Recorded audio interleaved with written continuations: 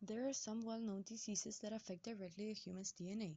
For example, the human immunodeficiency virus is a virus that affects the human body immune system, and if not treated, it may advance into acquired immunodeficiency syndrome, where the body is vulnerable and opportunistic infections are likely to occur.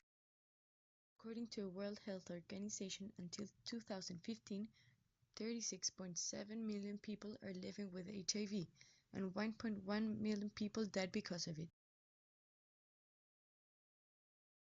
The type of disease that can affect on humans' DNA is cancer. The National Cancer Institute defines cancer as the name given to a collection of related diseases.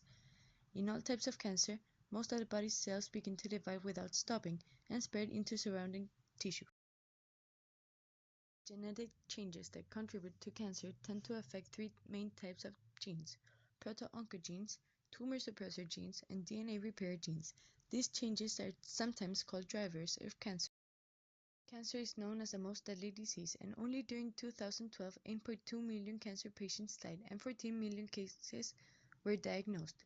It is expected that cancer incidence will rise over 70% in the next 20 years.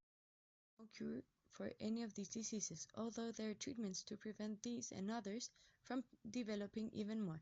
The information given leads to a clear need of building up a cure. Scientists have been studying and experimenting gene therapy as a technique to cure and prevent several types of genetic diseases. If proven safe, this treatment can allow patients to avoid using drugs and surgery. Gene therapy is a field of biomedical research. Researchers are evaluating different approaches through inactivation of a mutated gene that is not working as it should, replacement of a mutated gene with a non-mutated copy, or adding a new gene that battles against a disease by inserting a gene into a cell through a cellular vector. Gene addition approaches involves inserting a new copy of the relevant gene into the nucleus of appropriate cells.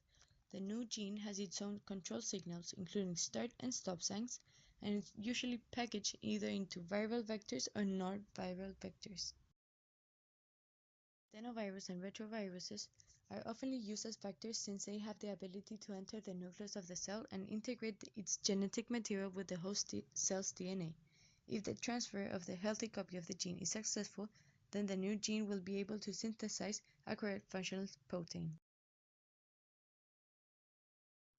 Gene therapy agents based on gene addition are being developed to treat many diseases, such as congenital blindness, cystic fibrosis, hemophilia, HIV infections, muscular dystrophy, type 1 diabetes, among others. The silencing approach reduces the expression of the target gene, typically by disrupting translation of the messenger RNA encoded in it through interfering RNA molecules. In some cases, the diseased tissue produces too much protein from a specific gene, and this overly abundant production is associated with symptoms. The reprogramming approach involves the addition of one or more genes into cells of the same tissue, which causes the altered cells to have a new set of desired characteristics. The upside of this procedure is that it can be successful treatment to certain diseases, preventing patients from having surgeries and consuming drugs, while the downside may include side effects such as cancer, inflammation, or intoxication, and the results are not heritable. That involve the modification of genes, such as gene therapy, often triggers several concerns on the ethical aspects, such as will the treatment be expensive? The act of correcting genes will make society less accepting of people who are different or diseased. Who has the faculty to decide whether a condition is normal or a disability or a disorder? And if approved, will people be allowed to enhance characteristics, such as athletic abilities, height, or color of their eyes? These types of procedures are regulated by well-known institutions such as the FDA, the National Institutes of Health, the National Institutes of Health Recombinant DNA Advisory Committee, Institutional Review Board, and Institutional Biosafety Committee in order to maintain people's integrity and ethical rights. A clinical trial is a research study that seeks to determine if a treatment is safe and effective, and participants must be informed both verbally and in writing about the risks and benefits of participating in a clinical trial.